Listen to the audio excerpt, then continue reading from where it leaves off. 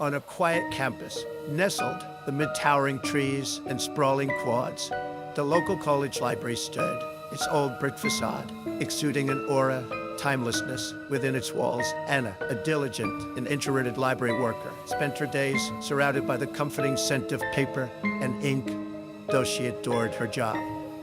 She often found solace in solitude, preferring the company of books to that for peers. But the library was not as serene as it seemed. Anna had always felt a persistent unease deep within its shadowy corners. At night, when the last students trickled out, the whispering books and the creaking floorboards conjured a disquieting symphony. One evening, while sorting through return books, she stumbled upon an incident report left carelessly atop the desk. It detailed sightings of a suspicious man lurking near the library entrance. Her colleague Jess had written that she couldn't shake off the feeling of being watched, and the description of the man sent chills down Anna's spine.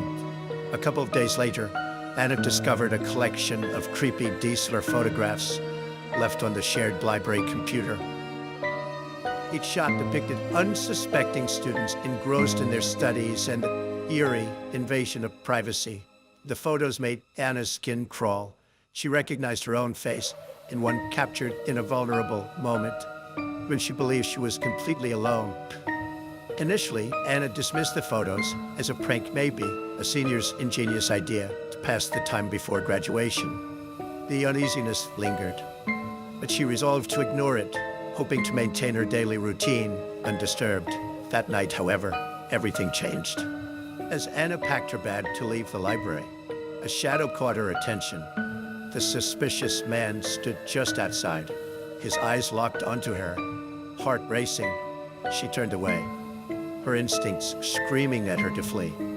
She hurried out, glancing over her shoulder. He had vanished into the dimly lit labyrinth of the campus. The unsettling thoughts of the photographs filled her mind, and Anna knew she could no longer ignore her instincts. The following day, she confided in her co-worker, Jake. He was the first person she ever dared to call a friend. With his robot charm and unrelenting curiosity, he encouraged her to confront her fears. "Let's keep watch tonight," he suggested, his blue eyes gleaming with determination. Anna hesitated, but ultimately agreed, the pulse of adrenaline surging through her vein. As night enveloped the campus, Anna and Jake took positions near the front desk, peering into the darkened nooks of the library. The deserted atmosphere heightened their senses. Each creak of the old floorboards felt magnified. Hours slipped by, and the library's silence deepened. Then a sudden noise shattered. The still as child's distant wail echoed through the air. Alarmed, Anna and Jake exchanged worried glances. They cautiously ventured towards the source, following the sound into a dim hallway. As they approached, they witnessed a disturbing scene. A boy no older than 10 stood trembling, staring at an older student who was berating him, accompanied by intimidating friends. "Why did you just go home, loser?" The bully sneered, reveling in the power imbalance. Unable to watch any longer, Anna stepped forward, a surge of bravery propelling her. "Leave him alone," she shouted, her voice ringing out through the emptiness of the library. The bully rolled his eyes, mocking Anna's words as he finally released the boy. But as they hurried back to safety, unease nestled deeper in Anna's heart. Her journey into protecting the boy had exposed her vulnerabilities, and the people she thought she could trust now felt like potential threats. Determined to uncover the truth behind the photographs, Anna and Jake spent endless nights combing through library archives. Their discoveries were chilling. In the dusty depths of the library basement, they unearthed old photographs of former library workers' faces frozen in time, all of whom had mysteriously vanished over the years. With each picture, a sense of dread settled. They felt an unseen threat, lurking in the dark corners, as if the library itself was an entity that devoured the innocent.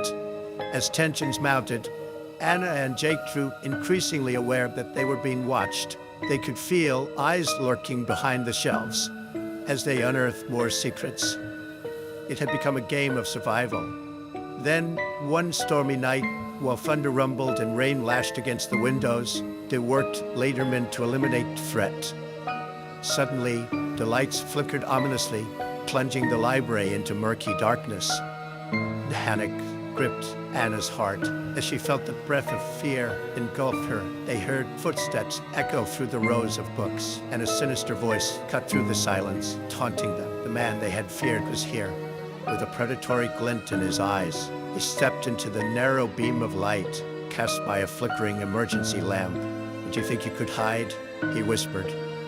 A chilling smile stretched across his face. Without thinking, Anna grabbed Jake's wrist, and they took off into the heart of the library. She chased them with an unnerving speed.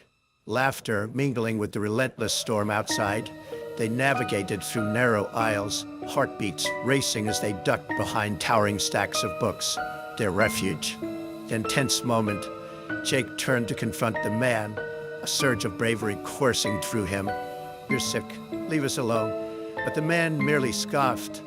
Advancing menacingly, Anna's instincts kicked in, leading her to a hidden passage she had noted during her research. They slipped away, barely escaping. After what felt like an eternity, they burst out of the back exit and into the rain-soaked night. Just as Anna managed to pull out her phone to call for help, the man lunged at them, but the slick conditions allowed them to evade him.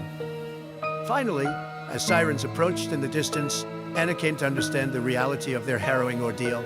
The man was cornered, caught in the library's grasp, an entity waiting to absorb yet another victim.